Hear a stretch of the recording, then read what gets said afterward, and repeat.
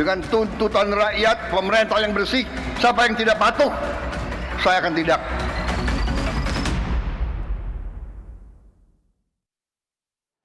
Itu tadi, siapa yang tidak patuh, saya akan tindak. Saya sudah baik selama 100 hari ini, diharapkan ada kesadaran, Bang Hensat. Ya. Akankah reshuffle dalam waktu dekat?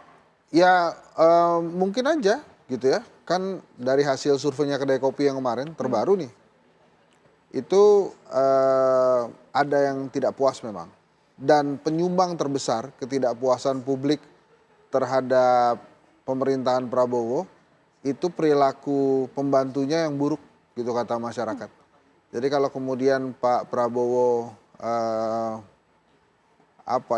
mengambil sikap atau merespon, ya itu selaras dengan hasilnya Kedai Kopi. Jangan-jangan Pak Prabowo baca juga ya hasil dari Kedai Oh Kopi ya, baca.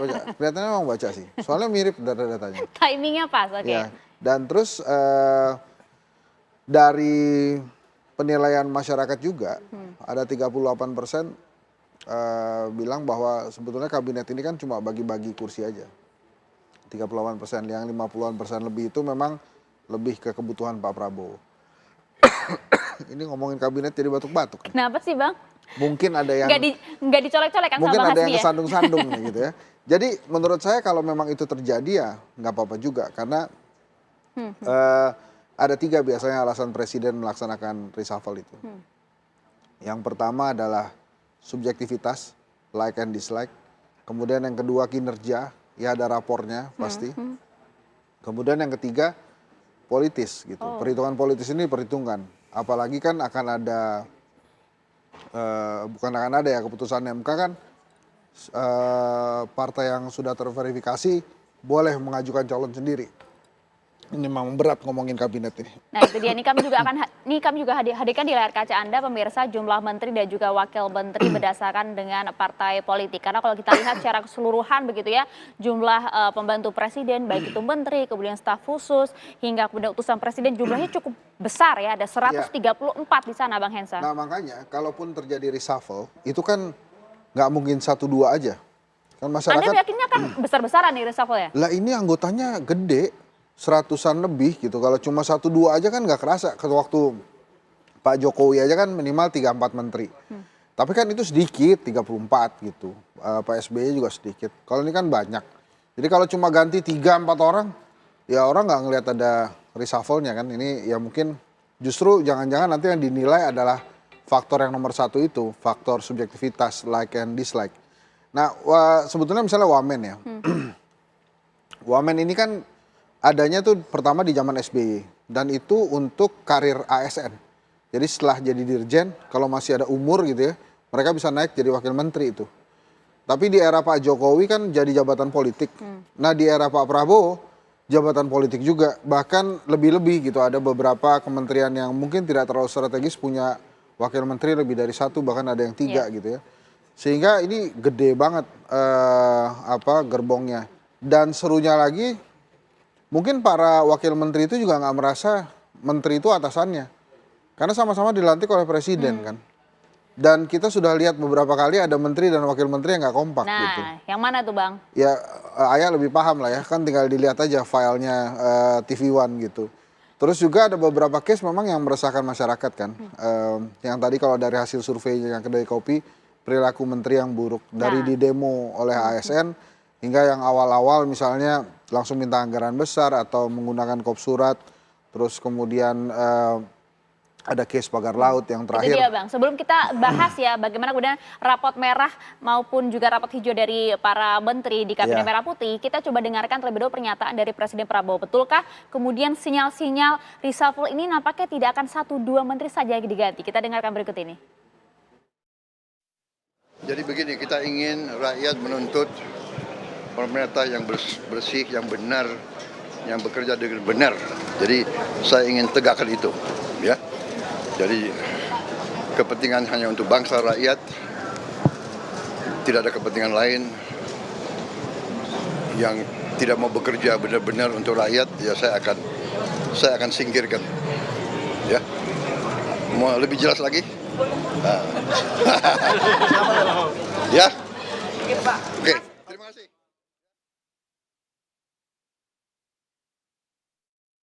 rakyat akan saya singkirkan. Ada yang menarik sih dari komentar publik ya, dari netizen.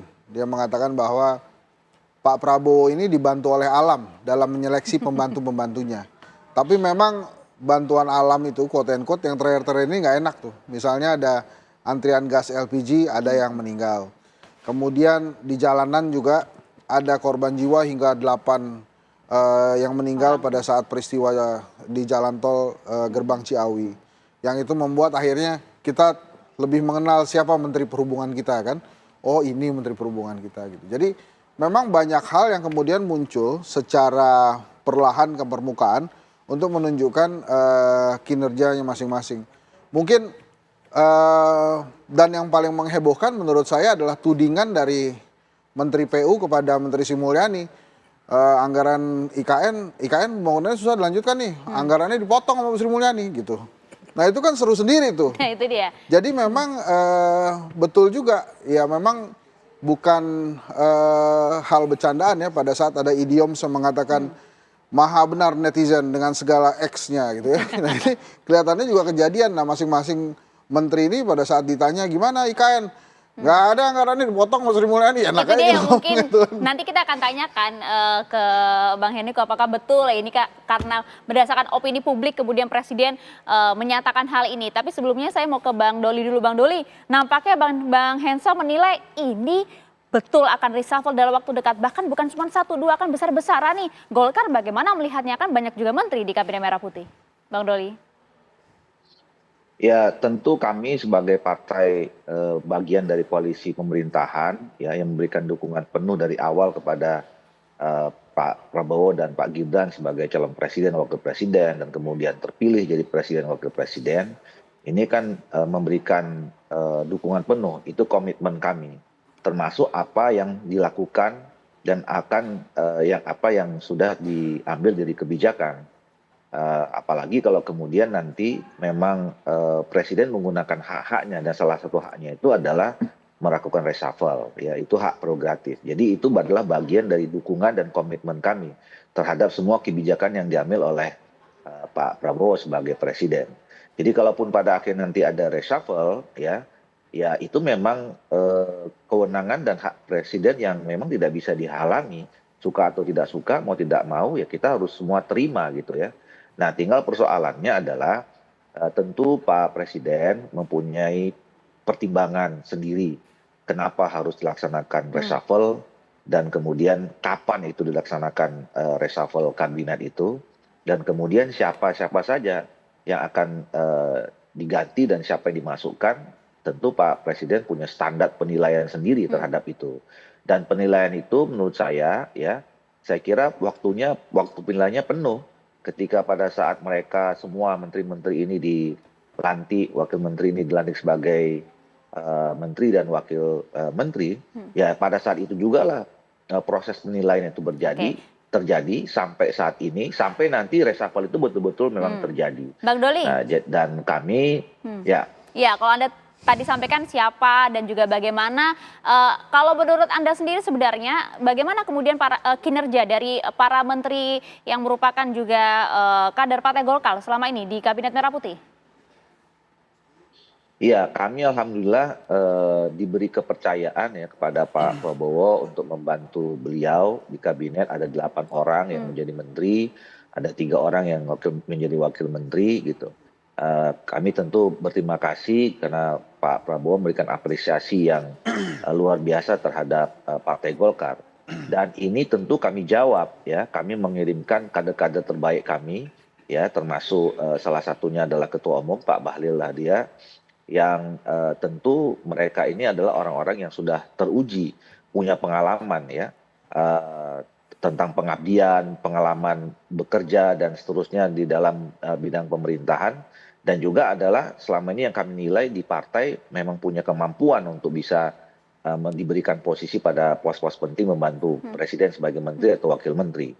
Nah yang jelas adalah kader-kader terbaik ini akan melakukan tugasnya pertama loyal terhadap presiden, terus kemudian menunjukkan dedikasi yang tinggi terhadap dari pekerjaannya untuk kepentingan bangsa, negara dan rakyat Indonesia.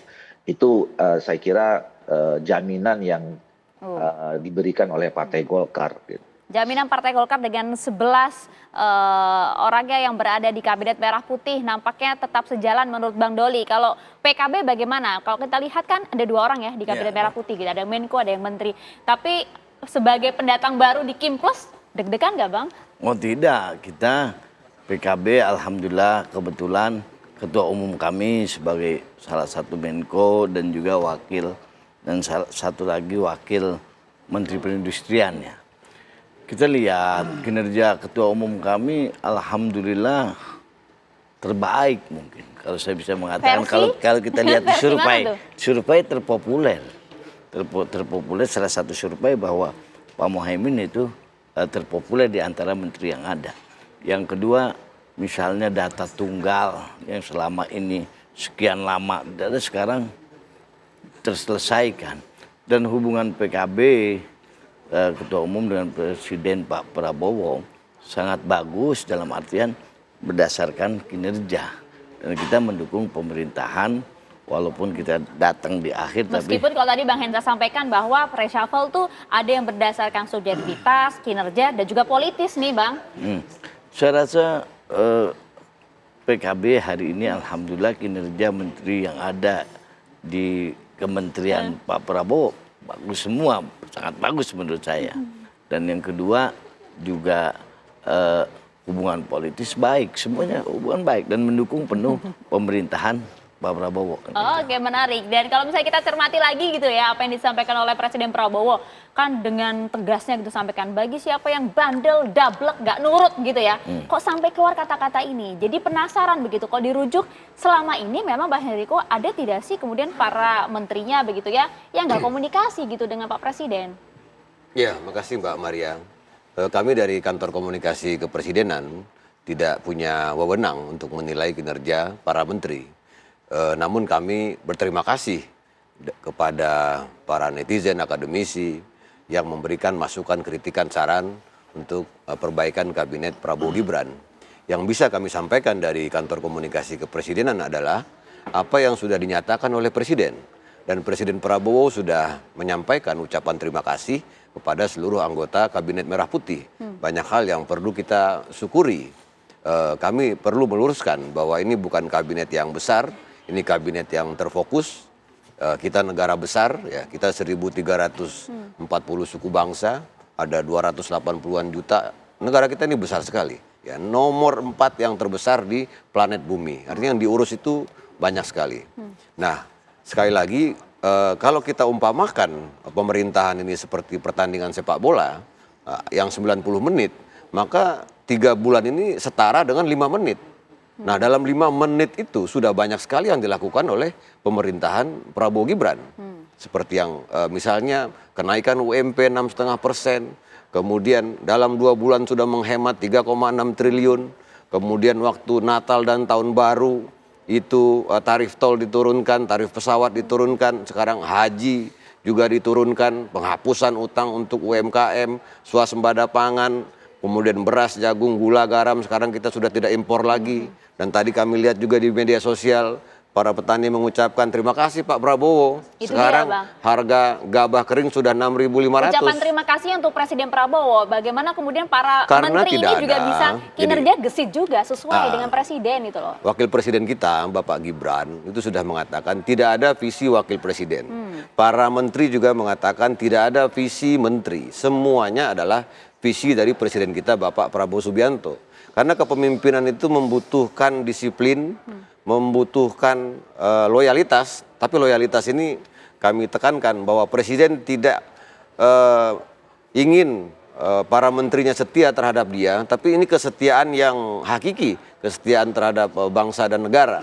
Makanya Presiden itu sebetulnya kalau kita bahasakan dengan sangat mudah, Presiden Prabowo tidak ingin kepala daerah, aparat penegak hukum, kemudian para menteri itu masuk penjara karena korupsi. Sederhananya begitu. Karena itu akan melukai perasaan masyarakat. Makanya itu disampaikan terus-menerus. Karena kalau pasti saja ya, jadi gini.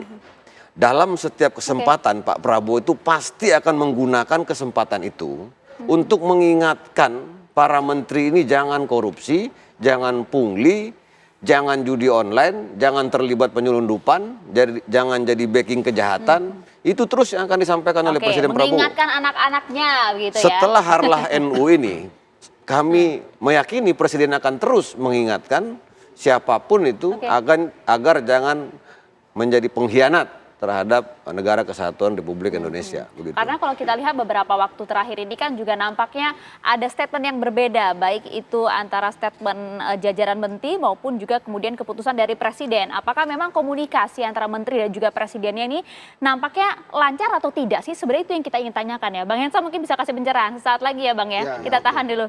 Usai jeda pemirsa.